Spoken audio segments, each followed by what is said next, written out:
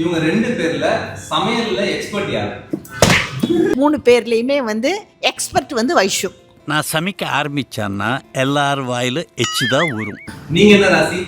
மீனராசி நேயர்களே, உங்களுக்கு வாழ்க்கை துணை அமைந்ததோ இல்லையோ, மருமகள்கள் இப்படி அமைஞ்சிருந்தா உங்களுக்குள்ள பாண்டிங் எப்படி இருக்குங்கிறத கமெண்ட்ல சொல்லுங்க. அதை வேற ஞாபகப்படுத்திட்டீங்க.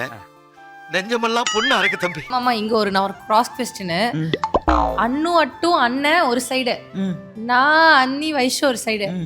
யாரு உங்களுக்கு ரொம்ப மனசுக்கு தெரிஞ்சு நடந்துக்கிறது, உங்களுக்கு க்ளோஸ்? நாம் யாருக்கு என்ன தீங்கு செய்தோம்? நமக்கு மட்டும் ஏன் இப்படி எல்லாம் நடக்கிறது?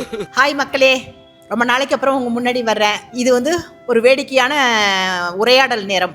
இந்த வீடியோவுக்கு என்ன டைட்டில் வைக்கலாம்? மாமியார் மருமகள் Q&A.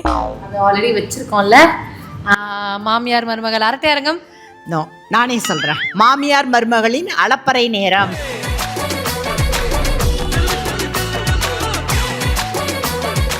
முதல் கேள்வி என்னன்னு பார்க்கலாமா? நம்ம வீட்ல அதிகமா பேசுற ஆளு இந்த 2 பேர்ல யார்?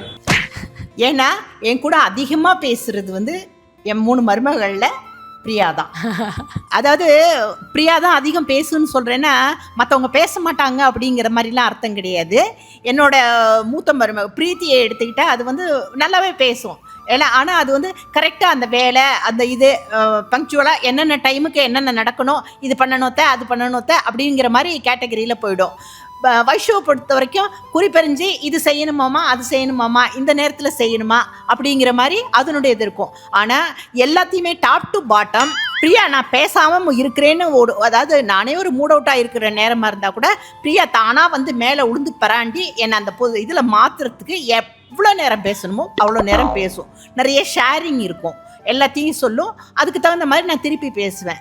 வைஷுக்கு நான் சொல்கிறது சொல்லும்போது சரிம்மா பார்த்துக்கலாமா வச்சுக்கலாமா அதுதான் நீங்கள் உடனே அந்த வேரியேஷன் பிடிச்சிட்டு ஓஹோஹோ இந்த மருமகம் மட்டும்தான் அவங்களோட பேசுமோ அப்படின்லாம் நீங்கள் நினச்சிடாதீங்க.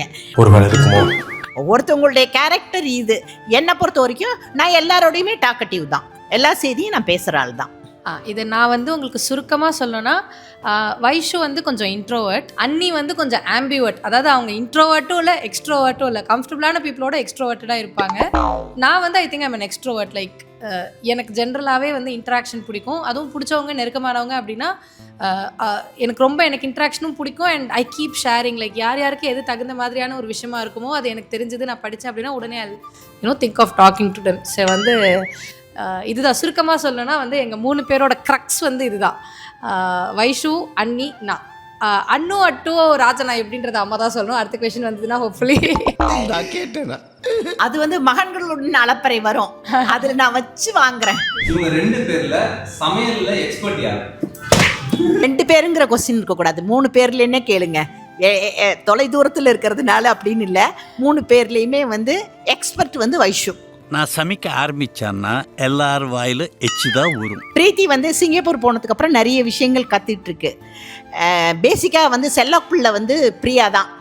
அதாவது செய்யணும்னு நினைச்சா கூட பார்த்துக்கலாம், அம்மா இருக்காங்க அந்த நேரத்துக்கு கேட்டுக்குவோம். சரி, நான் ஒரு பிகினர் லெவல் அதான் குக்கிங்ல, அதை நான் ஒத்துக்கிறேன். என் தங்கச்சி ஆசையா சமைச்சு கொண்டு வந்ததை என்ன பண்றது? தங்கச்சி சமைச்சா தாடா குதிக்காதீங்கடா, கை கால் மணும்டா. உன் தங்கச்சி சமைச்ச சாப்பாடை சாப்பிட்டா உசிரே போயிடும். என்னன்னா மேக்ஸிமம் எங்களுக்கு வீட்டில் ஒரு அழகான ஒரு சமையல் அக்கா இருக்காங்க. ஸோ மோஸ்ட்லி ஃபுட் அவங்க பண்ணிப்பாங்க. அண்ட் சமையல் இருக்கிற வேலையை நானும் விஷு க்ளீனாக நீங்கள் இது பண்ணிருங்க நான் இது பண்ணிடுறேன் அப்படிங்கிற ஒரு பேசிக் கம்யூனிகேஷன் இருக்கும். ஸோ இதுக்கு பருத்தி மூட்டை பேசாம குடோன்ல இருக்கலாமே. இருக்கலாம், இவங்களுக்கு கொடுக்குற சம்பளத்துக்கு என்ன வேலை வாங்குறதுன்னு தெரியலையே. ஃபுல் டைமாக உள்ள குக்கிங்கில் இறங்கி நம்ம ஏதோ ஒன்று ப்ரூவ் பண்ணணுன்ற சுச்சுவேஷனில் தேங்க்ஃபுல்லி இது வரைக்கும் என்னை யாருமே போட்டதில்லை. ஸோ எனக்கே தெரில எனக்கு அந்த ஸ்கில் இருக்கா இல்லை. ஆமாம், இப்படிலாம் அவங்க கொடுப்பாங்கங்க. இருந்தாலும் அவங்க இந்த சொல்லுவாங்கல்ல, அம்மா தான் இருக்காங்களே அந்த எடுப்பார் கைப்பிள்ளை, அம்மா பார்த்துக்குவாங்க, அம்மா குரோம்பேட்டை போனால் கவனிச்சுக்குவாங்க. அது ஒரு செல்ல பிள்ளையா வளர்ந்துக்கிட்டு இருக்கு. ஆனால் செய்ய தெரியாதுன்னுலாம் இல்லை, எல்லாமே தெரியும் என் மருமகளுக்கு. இல்லை வைஷு சொல்லியானும் ஒருத்தவங்க எவ்வளோ நல்லா சமைப்பாங்க அப்படிங்கிறது அவங்க வைக்கிற ரசத்துல இருந்தே தெரிஞ்சுக்கலாம்னு சொல்லுவாங்க பொதுவாக பெரியவங்க. நிஜமாலே வைஷு வைக்கிற ரசம் வாசல் வரைக்கும் மணக்கும். உள்ளே வந்தால் நம்மளுக்கு தெரியும். வத்த குழம்பு எல்லாமே ஐ திங்க் டிஃபன் ஐட்டம்ஸ்லேருந்து லஞ்ச் ஐட்டம்ஸ்லேருந்து I think Vaishu is an amazing cook. அதை இங்கே நான் பதிய வச்சு ஆகணும். அதே நேரத்தில் வைஷுக்கு நல்ல மூடு இருக்கணும். அந்த இன்வால்மெண்ட்டோட செஞ்சா மனோன்னு மணக்கும். ஆனால் அதில் எந்த இன்வால்மெண்ட் கம்மியாக இருந்துச்சுன்னா அது எங்கேயோ ஒரு இடத்துல சொதப்பி விட்டுரும். இதையே நான் பதிவு பண்ணிக்கிறேன் இங்கே. மனம் திறந்து சொல்லுகிறேன்.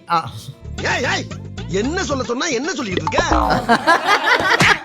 2 பேருமே வந்து வச்சுப்பாங்க.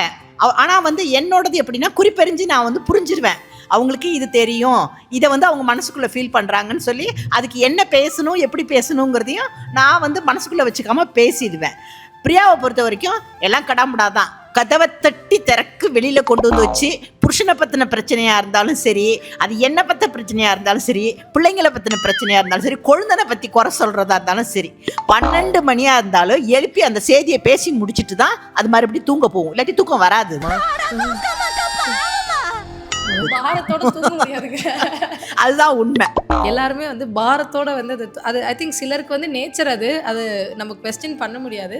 பட் நான் எக்ஸ்ட்ரோவர்ட் பீப்புளுக்கு உண்டான ஒரு நேச்சர் இதுன்னு நினைக்கிறேன். நம்ம வந்து அந்த மழை திறந்த வெள்ளம் போல் மைண்டு கிளாட்டடாக இருந்ததுன்னா கடவுதான் நம்ம வளரிட்டோம்னா பிரச்சனைலாம் சால்வ் இருக்காது. ஆனால் நான் நார்மலாக இருப்பேன். அதுதான் நடந்திருக்கும்.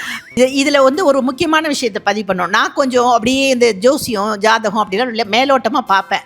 அப்படி பார்க்கும்போது என்னோட ராசிக்கு கடகமும் கன்னியும் வந்து வாழ்க்கை துணையாக அமைஞ்சிருந்துச்சுன்னா சூப்பராக இருக்கும் அப்படின்னு சொல்லிட்டு அதை வந்து அப்பா விஷயத்தில் பார்த்துட்டேன். அது வேற விஷயம்.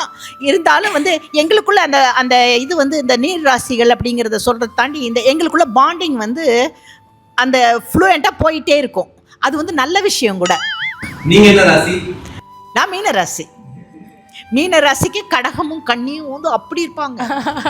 மீனராசி நேயர்களே, உங்களுக்கு வாழ்க்கை துணை அமைந்ததோ இல்லையோ, மருமகள்கள் இப்படி அமைஞ்சிருந்தா உங்களுக்குள்ள பாண்டிங் எப்படி இருக்குங்கிறத கமெண்ட்ல சொல்லுங்க. அதை வேற ஞாபகப்படுத்திட்டீங்க. நெஞ்சமெல்லாம் பொண்ணு அறக்கு தம்பி. எல்லாம் கலந்து வருது. வைஷு, இதை பற்றின உன் கருத்து என்ன? என் கருத்து என்னென்னா, பொதுவாக ஏதாவது பிரச்சனைனா நான் பேசாமல் இருப்பேன் கொஞ்சம் நேரத்துக்கு. பாதி பிரச்சனை நான் பேசாமல் இருந்தாலே நானே அதை ப்ராசஸ் பண்ணி சரியாயிடுவேன்.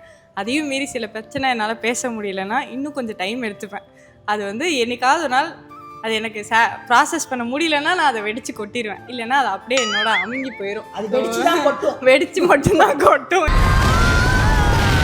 உங்க 3 மருமகளிடமும் உங்களுக்கு பிடிச்ச ஒரு விஷயம் அப்படின்னா என்னென்ன சொல்லுவீங்க? எங்களுக்குள்ள நாங்கள் மிங்கிள் ஆகிக்கிறது தான். பிள்ளைங்களோட நான் எந்த அளவுக்கு மிங்கிளாகி நான் எல்லாத்தையும் சொல்கிறேனோ அதே மாதிரி அவங்க திருப்பி பதில் சொல்கிறாங்களோ இல்லையோ நான் என்னோட கருத்துக்களை பதிவு பண்ணிடுவேன். அதை வந்து வேடிக்கையாகவும் சொல்லுவேன், கோவப்பட்டும் சொல்லுவேன், சில நேரத்தில் அழுதுட்டும் சொல்லுவேன். ஆனால் நான் என்ன மனசில் நினைக்கிறேங்கிறத சொல்லிடுவேன். அவங்களுமே மேக்ஸிமம் குறிப்பறிஞ்சு எனக்கு வந்து இது ஹர்ட் ஆகுது, நான் இதை வந்து நான் ஈஸி கோயிங்காக எடுத்துக்கிறேன் அப்படிங்கிறத வந்து 3 பேருமே புரியும் என் நேச்சர். அந்த விதத்தில் வந்து ஐ எம் பிளஸ்ட். உங்கள் மருமகளிடமிருந்து நீங்கள் கற்றுக்கொண்ட ஒரு விஷயம் 3 பேர்கிட்டமும் ஒன்று நீங்க எதெல்லாம் கற்றுக்கிட்டீங்க, இல்லை எதெல்லாம் பார்த்து இன்ஸ்பயர் ஆனீங்க? இந்த இடத்துல வந்து நான் என்ன சொல்லிட்டு தான் நான் வந்து என் மருமகளை சொல்லணும். என்னை பொறுத்த வரைக்கும் நான் அப்படின்னா டூ ஆர் டை அந்த கேரக்டரு. அதே மாதிரி எந்த ஒன்றை நான் செய்யணும்னு நினச்சாலும் செஞ்சு முடிச்சிருவேன்.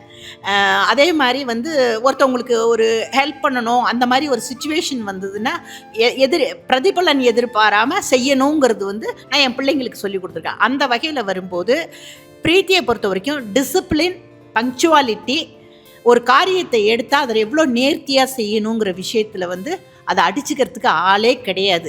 அந்த விஷயத்தில் என் பையனே ரொம்ப லேசி, ஆனால் அது அதீத சுறுசுறுப்பு, எல்லாத்தையும் டைமுக்கு செய்யும். அந்த பிள்ளைங்களோட வளர்ப்பெல்லாம் எனக்கு வந்து ஆரம்பத்துலேருந்தே ரொம்ப இது இருக்கும். அதே மாதிரி வீட்டில் வந்து நம்ம பார்த்துட்ருக்கோம் அப்படிங்கிற ஒரு காரணத்தினால அந்த டைம் மேனேஜ்மெண்ட்டுங்கிறத வந்து அது விட்டு கொடுக்கவே கொடுக்காது. 6 மணிக்கு பிள்ளை வந்து படுத்துவான், இதுக்கு மேலே அத்தையால் பார்த்துக்க முடியாதுன்னு ஓடி வரும் ஆஃபீஸ்லேருந்து. கல்யாணம் பண்ண புதுசுலேயும் சரி, அன்னெசரியாக எங்கேயும் போகாது.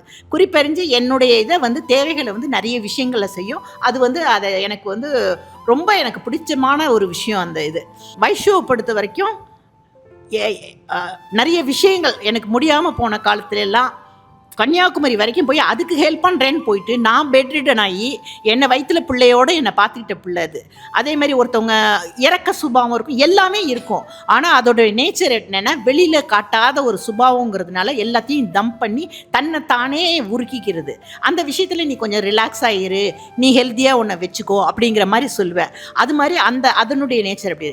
இது எல்லாத்துலேயுமே என்னோட ஈடு கொடுத்து நிற்கும். சண்டையாக இருந்தாலும் சரி, சமாதானமாக இருந்தாலும் சரி, பாசமாக இருந்தாலும் சரி, எந்த பசங்களே எனக்கு செய்யாத விஷயங்களை வந்து என் கூட நின்றுட்டு அதுக்கு ஒரு மூடு வேணும்.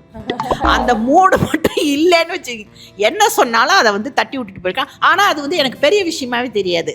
செய்கிற விஷயங்கள் நம்ம எடுத்துக்கிற விதம்னு ஒன்று இருக்குது. பிரித்து பார்க்குற எண்ணம் என்கிட்ட இல்லாததுனால என் பிள்ளைங்க தான் எல்லாங்கும் போது என் 6 பிள்ளைங்க, என் பேர பிள்ளைங்க 4 பசங்களையும் சேர்த்து அவங்க செய்கிற விஷயங்கள் எல்லாமே எனக்கு ஃபேவராக தான் இருக்கும். ஆமா, இங்க நான் ஒரு கிராஸ் கொஸ்டின்.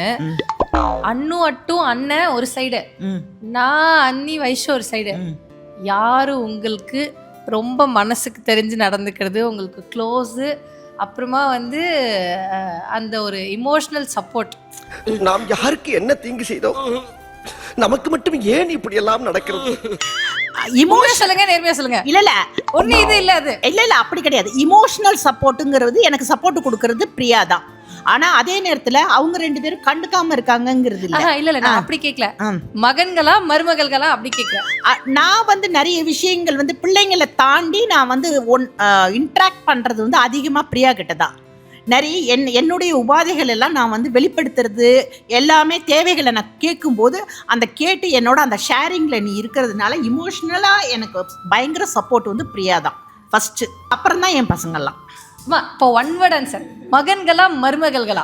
எப்படி சிக்கிரிக்கம் பாத்தியாப்பா? அப்படிலாம் பிரிச்சு நான் சொல்லவே மாட்டேன். என்ன பொறுத்த வரைக்கும் எனக்கு நீங்க 6 கண்ணு வச்சாலும் சரி, 9 கண்ணு வச்சாலும் சரி, 10 கண்ணு வச்சாலும் சரி, அந்த 2 கண்ணுக்குள்ளரையும் இத்தனையும் என் குடும்பங்கிற வந்து ஒரே கண்ணு தான். அதுக்குள்ள எல்லாருமே என் மருமக, என் பசங்க, என் பேர பிள்ளைங்க, இதுதான் என் உலகம். சரி, அண்ணு அட்டு அண்ணன் 3 பேர் தலையும் ஃபுட்பால் மாதிரி இன்னைக்கு அப்படி தட்டி விட்டுலான்ட்டு பார்த்தா அம்மா வந்து முடியவே முடியாது. அது அவங்களையும் தட்டி விட மாட்டேன், உங்களையும் தட்டி விட்டுட்டு போக மாட்டேன். அது என்னோட நேச்சர் கிடையாது. நீங்க தான் எனக்கு எல்லாமே. கூட்டி கழிச்சு பார்த்தா நாங்கள் 3 பேர், அண்ணு மட்டும் அண்ணன் 3 பேர் 6, பசங்க ஒரு 4, மொத்தம் 10. அப்போ 10 தலை ராவண மாதிரி எல்லாரையும் நீங்கள் பார்த்துக்கிறீங்களா? தலையை வச்சு தனித்தனியா பார்த்துக்கிட்டாலும் சரி, ஒரே தலையை வச்சு எல்லாத்தையும் எனக்குள்ள வச்சுட்டாலும் சரி, என்னோட அந்த சின்ன ஹார்ட்டுக்குள்ள அந்த 10 பேர் தான் ஃபர்ஸ்ட். அதுக்கப்புறம் தான் நெக்ஸ்ட். 10 தலை இருந்தாலும் ஒரு ஹார்ட், அதான் மேட்ருங்க. ரொம்ப சாஃப்டாவே போகுது, பட் வந்து ராபிட் ஃபயர் மாதிரி டக்கு டக்குன்னு வரும். ஓகே, அதனால ஹார்ட் क्वेश्चंस. ஓகே, உங்க 3 மருமகள்ல யாரு பயங்கரமா ஷாப்பிங் பண்ணுவாங்க? அடிச்செல்லாம் சொல்ல வேணாம், ஆசையா சொல்றேன். நானும் பிரீத்தியையும். பிரீத்தி வந்து வருஷத்துக்கு 2 தடவை வந்துச்சுன்னா சிங்கப்பூருக்கு எல்லாத்தையும் கொண்டுட்டு போயிடும்.